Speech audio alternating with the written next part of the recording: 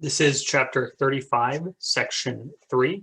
In this section of notes, we will cover the textbook pieces, Wartime Migrations, Holding the Homefront, and The Rising Sun in the Pacific. This first section is over the wartime migrations piece. And so during World War II and the United States' involvement in World War II, there was a movement of people. You had 15 million soldiers being used in World War II. And then you had the growth of the war industries in major cities. And so you've got cities, populations booming in places like Los Angeles, Detroit, Seattle, and Baton Rouge that you see there on that slide. You also have a shift in population in the South specifically, and from largely agricultural to less so, and you also have a migration of African Americans moving north west and north for these factory jobs. And the transition of the South was not by mistake. In 1938, so before the war had even started, FDR highlighted the South as the nation's largest economic concern.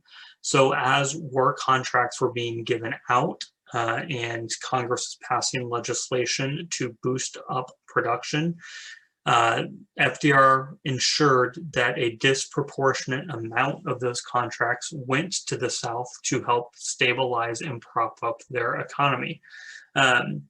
And so that's where you see that sub-bullet point there that says they received a disproportionate share of the defense contracts. You also had agricultural innovations that led to less agricultural lifestyle. So you had 1.6 million African Americans, as I've talked about, moving from the South to the West and the North. I think one example your textbook gave was the ability of new cotton innovations that what used to take the work of 50 men now took the work of one. So we see technology playing a role in this migration as well.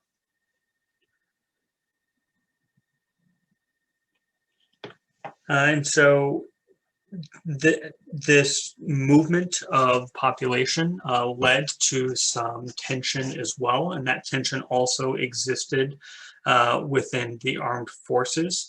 Your textbook highlights various conflicts between different racial groups throughout this period of time because white Americans felt threatened. And so you've got that existing in the armed forces as well. African Americans are drafted into military service. So that is some degree of equality. However, they are segregated into separate service branches and subject to petty degradations.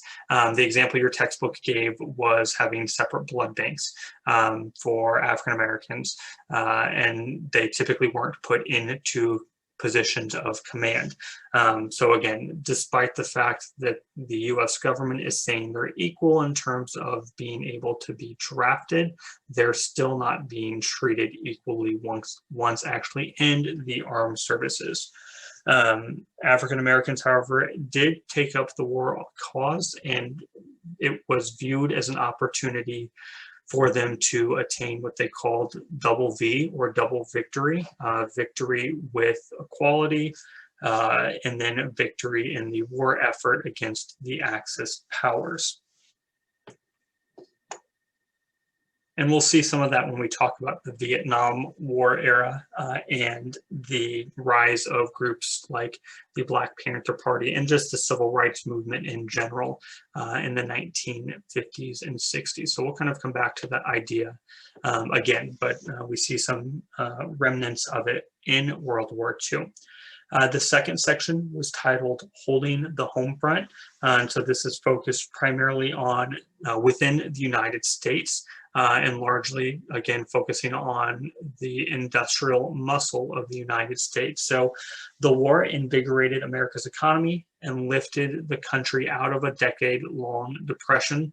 So oftentimes, FDR's New Deal is cited as what pulled the United States out of the Great Depression, and it did assist, but ultimately what got the United States on its kind of upward economic trajectory was World War II and the economic conditions it presented the United States.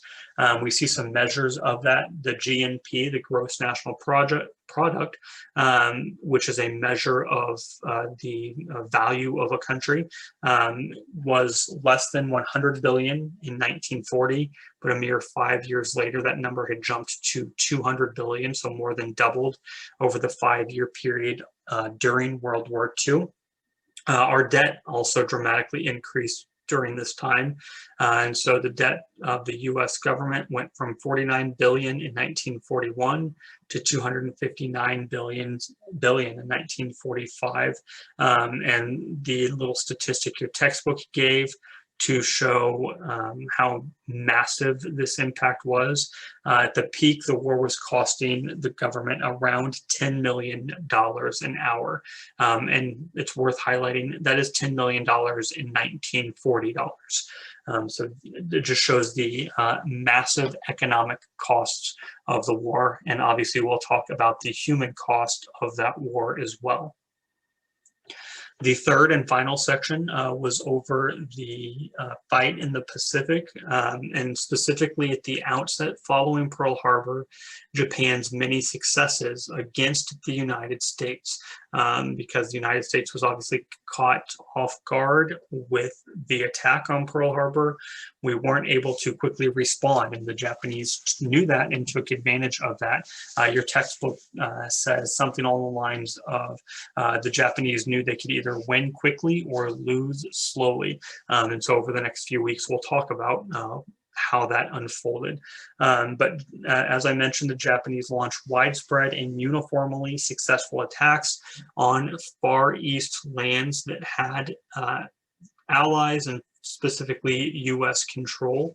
So this included Guam, Wake, and the Philippine Islands, things we've talked about with the Spanish-American War, and when the United States gained their influence in those areas.